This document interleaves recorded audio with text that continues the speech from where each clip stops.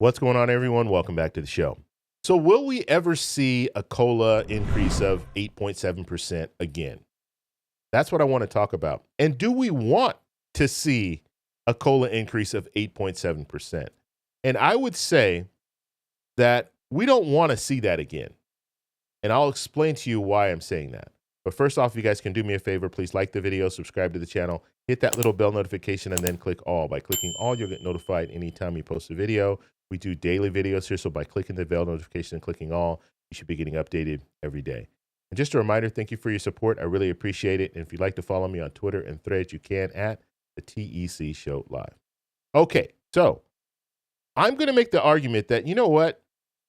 It would be good to see an 8.7% COLA increase, but it's good and bad. Because if we see an 8.7% COLA increase, that means that inflation is probably over 8.7%. And do we want to see COLA again over 8.7% like we saw in June of 2022?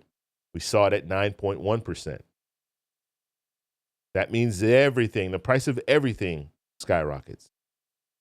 And so let's take a look at this. I want to show you guys we'll show you a little bit of the history. So the historic 8.7% COLA for Social Security benefits in 2023 was the largest in 40 years. Okay, so this is the largest increase in 40 years. Wow. Prompted by brisk inflation post-pandemic. Okay, so what was going on at that time? We were spending a lot. Okay, we were spending a lot. We had a lot of money. The government was actually printing money and just giving it to businesses, giving it to individuals, stimulus checks, PPP funding, all of that money was going out, and we were spending, and we were propping up our economy basically because we were in a pandemic, coming out of a pandemic, and just we didn't want to drop into a recession, so that's why all that money was available. But what the result from that is that in 2022 we saw inflation. And we saw inflation continue to rise, and it peaked in June of 2022, and then it started to come back down. But that is why we saw that 8.7% increase. Do we want to go through that again, like we saw in 2022? I would say we probably don't.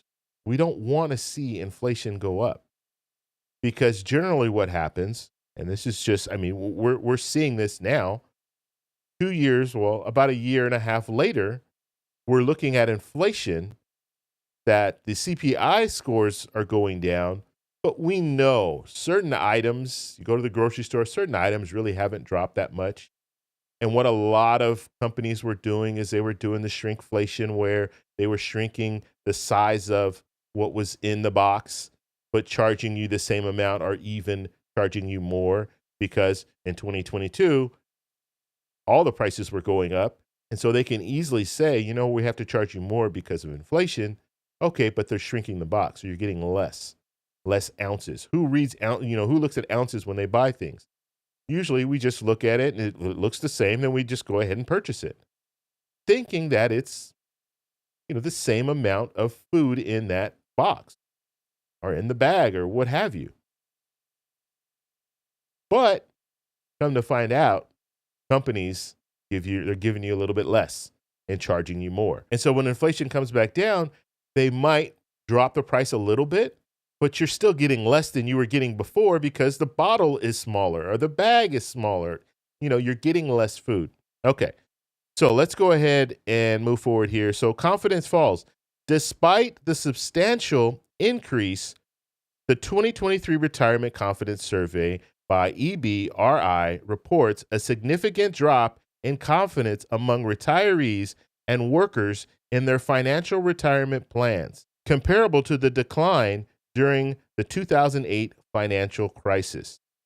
So back in 2008, when we saw that financial crisis that they're talking about, and people were losing their homes and walking away from their homes and all this stuff that we saw back then, the confidence right now, or we'll say back in 2023, was comparable to that.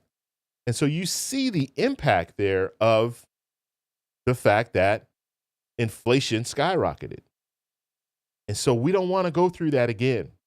Okay? All I would say, all I would want is I would want COLA to reflect what our current inflation is and stay a little bit above. A little bit above would be great. And so if we're looking at inflation, and right now, if we look last month inflation for March was 3.5%.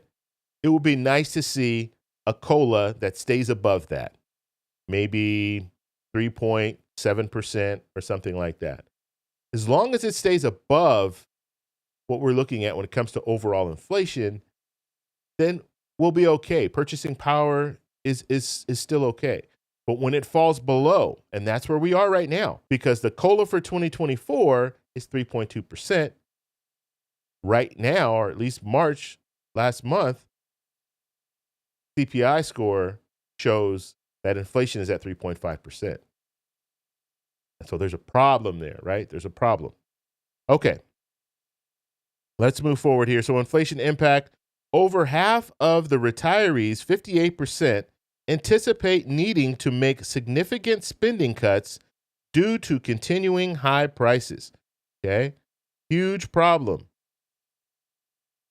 People are in a situation right now, if they're retired, they're receiving Social Security benefits. Guess what? They have to make cuts because they don't have the purchasing power that they used to have. So that means right now, COLA is not keeping up. Just like we said, COLA right now is not keeping up with our current situation when it comes to inflation. Okay, so number 4 here, COLA increase falls short. In 2024, the COLA for Social Security benefits decreased to 3.2%. This is what we were talking about, right? And most retirees reported that their expenses have risen more than this increase.